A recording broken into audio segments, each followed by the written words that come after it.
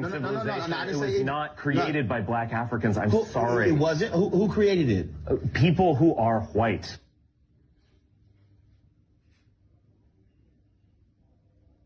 So if man originated in Africa, which means that they were Africans, then all of a sudden when you talk about the amazing works of the Egyptians, they were people of color. I know that's a little rough for you to handle, but I know you want to hold on to that, somehow thinking whites built the pyramids. But I'm trying to understand. Yeah, we did. No, you didn't. No, you didn't. Because first of all, they were building things in Egypt while white Europeans were still in caves. That's a fact. That's a fact. Absolutely First of all, the greatest genius when it came to the building of the pyramids, do you know what those are white people, by the way. Who are white people? The Egyptians are not African. I'm sorry. Do you know where Egypt is? Yes, it's in Where? North Africa. Many of the early archaeologists came to the study of ancient Egypt and ancient Nubia from the perspective of Semitic languages or the study of the Hebrew Bible. And it was very important to them to bring Egypt specifically into the sphere of biblical studies. And so they had to carve Egypt away from Africa to bring it into that sphere. And the way that they did that was they used race. So these early archaeologists effectively made ancient Egypt white in the sense that they made it part of a dominant Western culture, and ancient Nubia was separated from that. It was black. And this was how they took Egypt out of Africa and put it into this Semitic sphere, this biblical sphere. And that is also one of the reasons why we're taught that Egypt is not in Africa. Egypt is supposedly in the Middle East. There's no such thing as the Middle East. What folk are dealing with is removing Africans from Africa, removing African history from the story of African people, and assigning it to other people, whether that history is political history, scientific history, or religious history. Our story has been stolen and has been used by others to empower themselves. And that's one of the reasons why we are the most physically, emotionally, economically, and spiritually disenfranchised people on this planet, because we don't know our story. We listen to everyone else's interpretation of us, and all of those interpretations present us at our lowest. So until we can step back and be courageous enough to identify that African that is in us and begin to see the world through their eyes, we will always be inferior to others. Those old ideas about black inferiority were completely wrong, without foundation.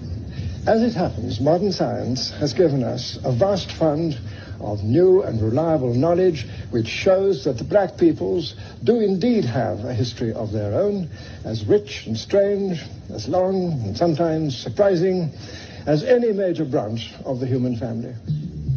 5,000 years ago, this homeland had already become the scene of a civilization in many ways unmatched anywhere else in the ancient world. This is where we have to begin, in the Egypt of the pharaohs, in the African land that was the gift of the god of the Nile. Now, you are right here at the pyramid.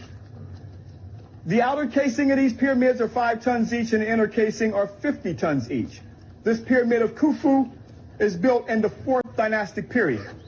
There were no people at this particular time called Jews who built the pyramids, and definitely not Makan Begin.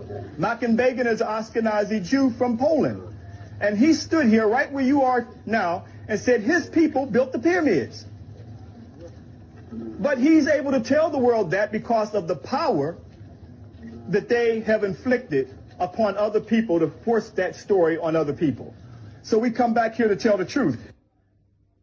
But the discovery of the tombs of the pyramid builders reconstruct history and tell us that the builders of the pyramids were Egyptians and the builder of the pyramids were not slaves. The Western concept that these were built by slaves that were badly treated has to be abandoned. And no, it was not built by Jews when they were enslaved in Egypt. Jews were never enslaved in Egypt. Jewish scholars are beginning to acknowledge that historical reality. So if the Jews were enslaved in Egypt and the pyramid was built 2400 BC before Abraham was born, then how can the Jews create something before they came into existence? When you study our story, our history, you realize that other people's story just does not hold up. And that in and of itself is a mind-freeing experience.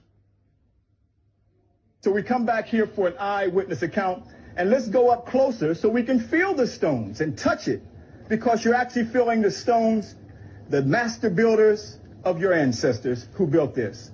And I'm saying somebody knows something about us that we don't know about ourselves and definitely don't want us to know.